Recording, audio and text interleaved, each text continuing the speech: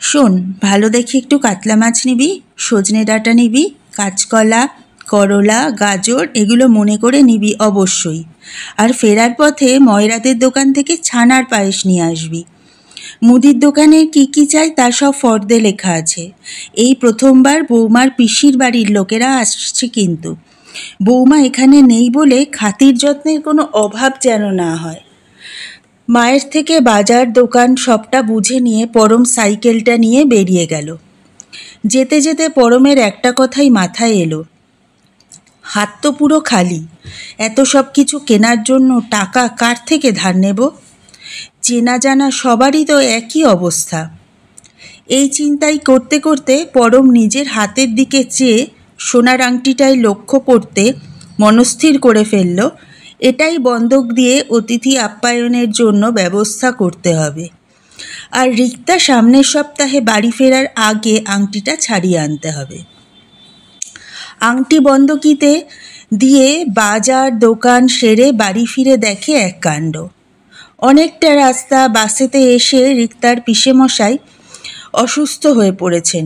চটজলদি ডাক্তারকে না ডাক দিলেই রেহাই নেই।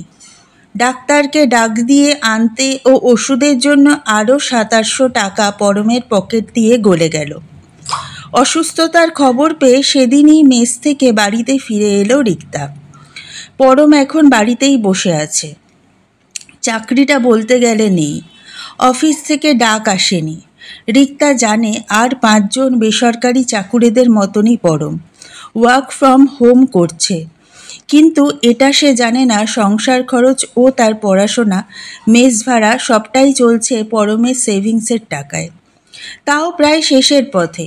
মোটামুটি স্যালারির চাকরি করে এত সব খরচ খরচার পর কতটুকুই বা ব্যাংকের খাতায় সঞ্চয় হতে পারে তার? তাও নিজের কোনো নেশা বলতে নেই।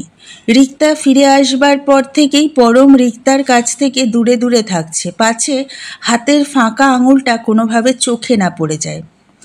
রিক্তা পিসেমশায়ের সেবা শুশ্রূষার পর পরমকে যখন নিজেদের ঘরে আসতে বলল, পরম তখন ঘরের মধ্যে এসে রিক্তার থেকে খানিকটা দূরত্ব বজায় রেখেই দাঁড়ালো।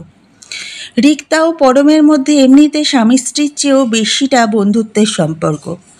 অন্যান্যবার রিক্তাকে অনেক দিনের পর দেখলে পরম নিজে আগে রিক্তাকে ঘরের মধ্যে টেনে নিয়ে এসে দু চোখ ভরে দেখে, হাত দুটোকে শক্ত করে ধরে বুকে জড়ায়, ভালোবাসে।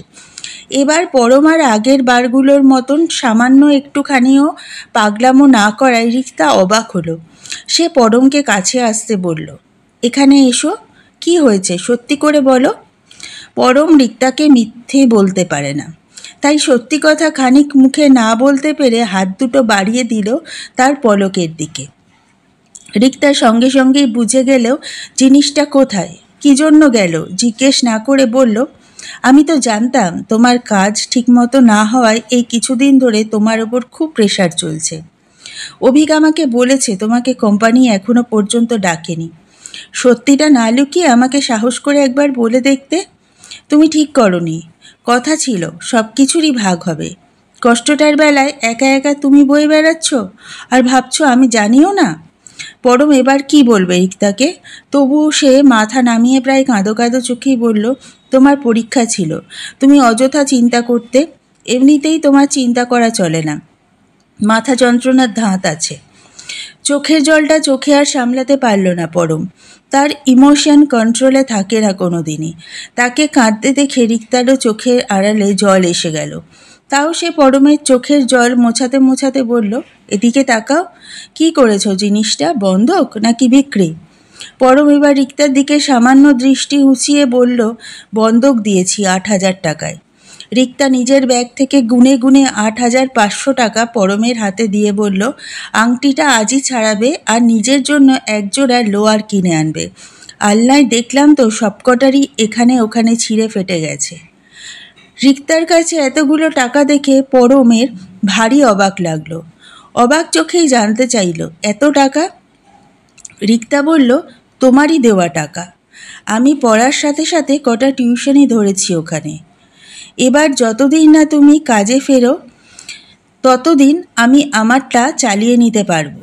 তুমি এদিকটা দেখো, আমি ওদিকটা দেখছি, অসুবিধে হবে না। রিক্তাকে নিজের টাকা নিজে উপার্জন করে নিতে হবে জেনে খানিকটা খারাপ লাগলেও ভেতর ভেতর কোনো দিক থেকে পরম যেন অনেকটা দুশ্চিন্তা মুক্ত হয়ে গেল। জীবনসঙ্গী যদি বন্ধু হয় তবে অন্যজনের ভালো মন্দের টের সে পেয়ে সবই পাবে, আর হাতে হাতটা রেখেই এগিয়ে যাবে। রিক্তার বাড়ি ফেরা এক যেমন তার পিসেমশাইদের সাথে দেখা করিয়ে দিল, তেমনি আরও একটু কাছের করে দিল ওর আর পরমের বন্ধুত্বের সম্পর্কটাকে। আশা করব ওরা এভাবেই আগামী দিনগুলোয় একে অপরকে শক্তভাবে আলিঙ্গন করে বাঁচতে পারবে।